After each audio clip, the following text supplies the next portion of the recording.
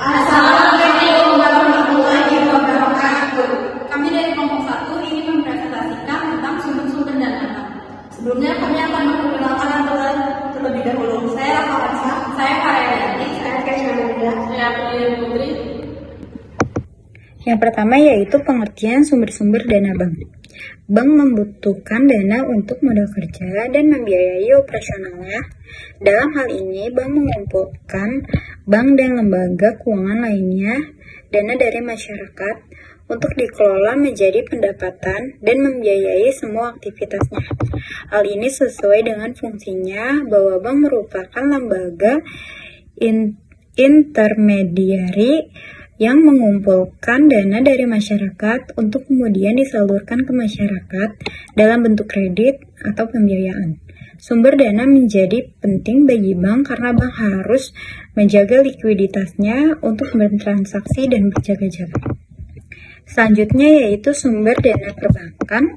Bisa dibedakan menjadi dana yang pertama yaitu dana pihak pertama atau dari bank itu sendiri yang terdiri dari modal yang disetorkan, cadangan laba bank yang tidak dibagi, dan laba ditahan bank.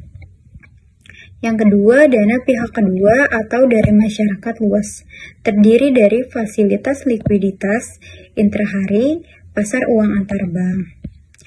Yang ketiga yaitu dana pihak ketiga atau dari lembaga lainnya, terdiri dari simpanan giro, simpanan tabungan, dan simpanan deposito. Selanjutnya ada produk giro.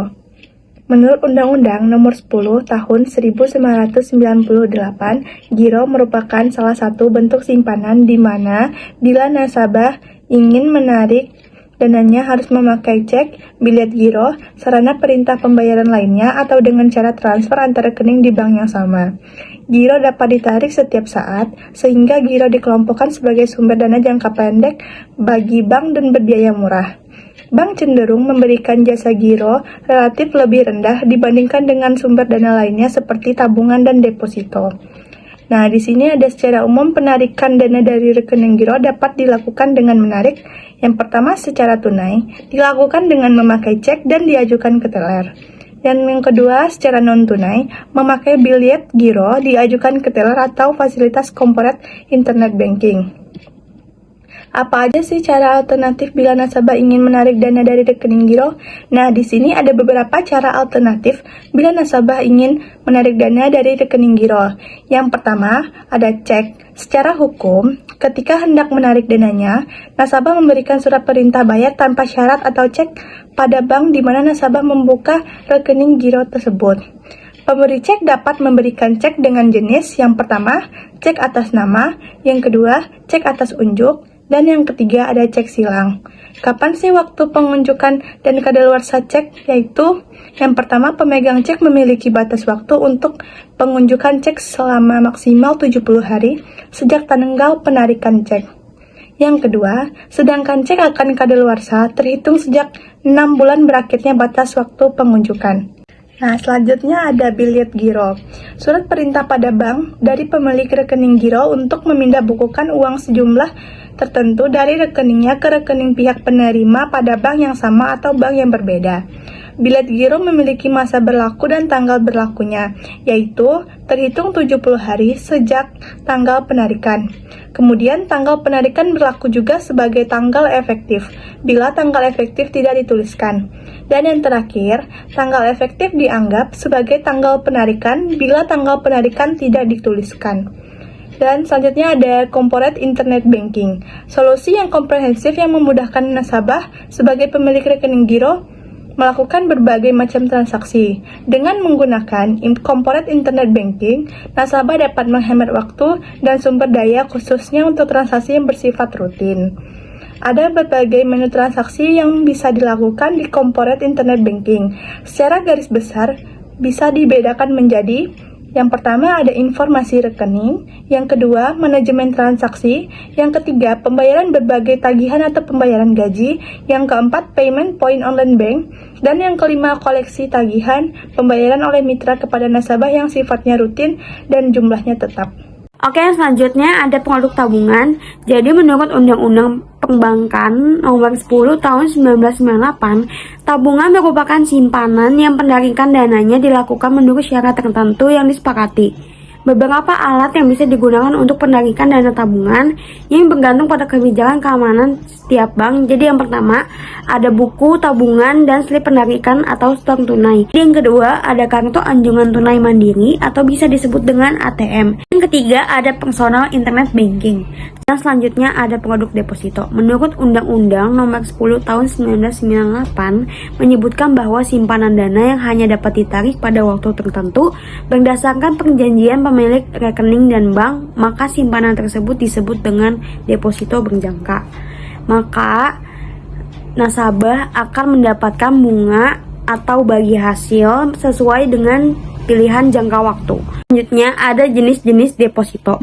Jadi jenis-jenis deposito ini ada 5 jenis. Yang pertama ada deposito berjangka, yang kedua ada deposito falas, yang ketiga ada deposito syariah, yang keempat yaitu ada deposito on call, yang kelima ada deposito bertahap. Selanjutnya ada studi kasus PT Bank Negara Indonesia Persero Tbk cabang ABC tahun 1996 sampai Juni 1999. Sejak deregulasi perbankan pada bulan Juni 1983 yang dikenal dengan Pak Jun 1983 dan berbagai kebijakan serta undang-undang yang dikeluarkan oleh pemerintah setelah itu telah mendorong perbankan nasional Indonesia berada dalam suatu era kehidupan yang sangat dinamis. Untuk menghadapi persaingan tersebut, setiap bank menggunakan berbagai teknik pemasaran yang berbeda, baik dengan memanfaatkan jaringan distribusi yang dimiliki, kualitas jasa dan pelayanan, dan berbagai pendekatan lainnya. Sebagai salah satu bagian dari industri perbankan nasional, Bank BNI juga tidak terlepas dari lingkungan persaingan tersebut. Dengan memanfaatkan berbagai konsep pemasaran, Bank BNI menjadi salah satu bank yang mempunyai share terbesar di Indonesia. Bank BNI juga tidak luput dari persaingan dalam penghimpunan dana, khususnya dana masyarakat. Oleh karena itu, segala upaya dilakukan untuk mengamankan posisi likuiditas yang antara lain dengan memanfaatkan jaringan distribusi melalui cabang-cabang untuk menghimpun dana masyarakat. Upaya penghimpunan dana masyarakat pada cabang ABC merupakan suatu bukti konkret yang dari pelaksanaan kebijakan tersebut. Sedangkan untuk memacu prestasi cabang dalam mencapai tujuan penghimpunan dana tersebut, target posisi dana menjadi indikator utama bagi Bank BNI. Permasalahan yang timbul kemudian adalah ketika krisis ekonomi mulai merebak dan menggoncang perekonomian nasional. Krisis yang diawali dengan jatuhnya nilai tukar mata uang rupiah terhadap nilai mata uang dolar Amerika tersebut telah menjadi awal yang buruk bagi perbankan nasional. Kondisi yang membawa perbankan ke dalam kondisi krisis telah mengakibatkan bank menghadapi berbagai permasalahan konkret, antara lain menuainya kepercayaan masyarakat, negative spread, non-performing loan yang tinggi, dan berbagai masalah lainnya. Keadaan ini menjadi semakin serius karena pertumbuhan dana masyarakat pada cabang ABC ternyata mengalami lonjakan yang luar biasa. Namun di sisi lain bermuara pada permasalahan profitabilitas dan likuiditas. Sekian dari kelompok